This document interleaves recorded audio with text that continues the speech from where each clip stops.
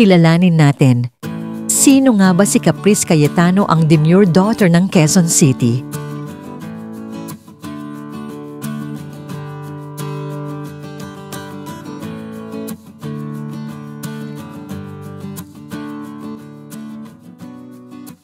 Sa isang tahimik na bahagi ng Quezon City, ipinanganak at lumaki si Caprice Cayetano, isang batang aktres na nagsimula sa mundo ng showbiz ng halos 5 taong gulang pa lamang.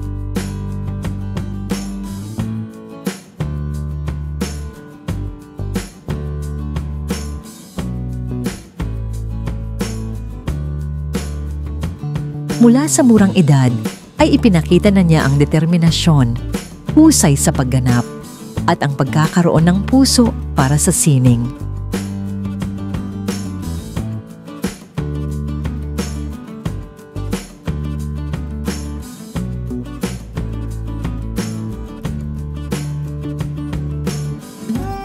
Noong 2017, nakalaya siya bilang Batang Criselda sa seryeng Kambal, Karibal, isang supernatural drama kung saan napansin ang kanyang galing sa pag-arte kahit bata pa. Pagkatapos nito, sumunod ang mga proyekto tulad ng Hindi Ko Kayang Iwan Ka, Asawa Ko, Karibal Ko, at Prima Donnas. Bawat isa'y nagpatibay sa kanyang pangalan sa industriya. Si Caprice ay anak ni Jorge Mendez, isang kilalang Filipino chef, at ang kasalukuyang executive chef at creative director ng restaurant na Sibo.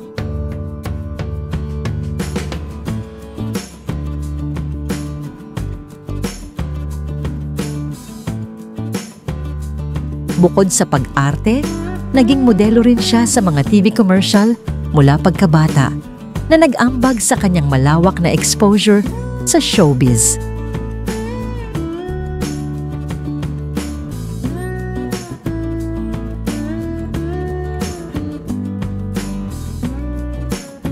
Isa sa mga bagong kabanata sa buhay ni Caprice ang pagiging housemate niya sa Pinoy Big Brother, Celebrity Collab Edition 2.0, kung saan siya ay ipinakilala kasama ng kanyang moniker na ang demure daughter ng Quezon City.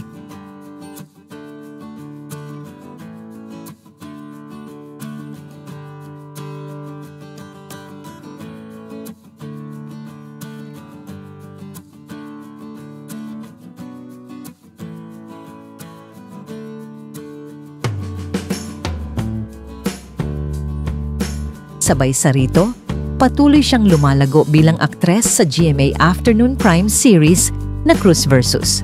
Cruz, ginagampanan niya si Jessica, anak ni Hazel, si Gladys Reyes, at Manuel, si Neil Ryan Sisi.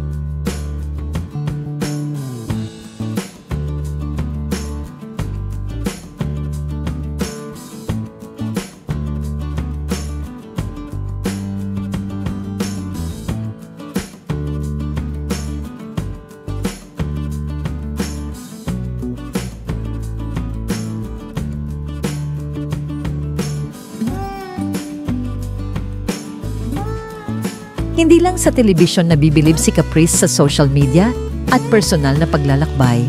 Makikita ang kanyang malawak na pananaw sa mundo. Baukit na siya sa mga lugar tulad ng Singapore, Hong Kong, Japan, at kamakailan ay sa New York, kung saan binisita niya ang iconic apartment ng sitcom na Friends.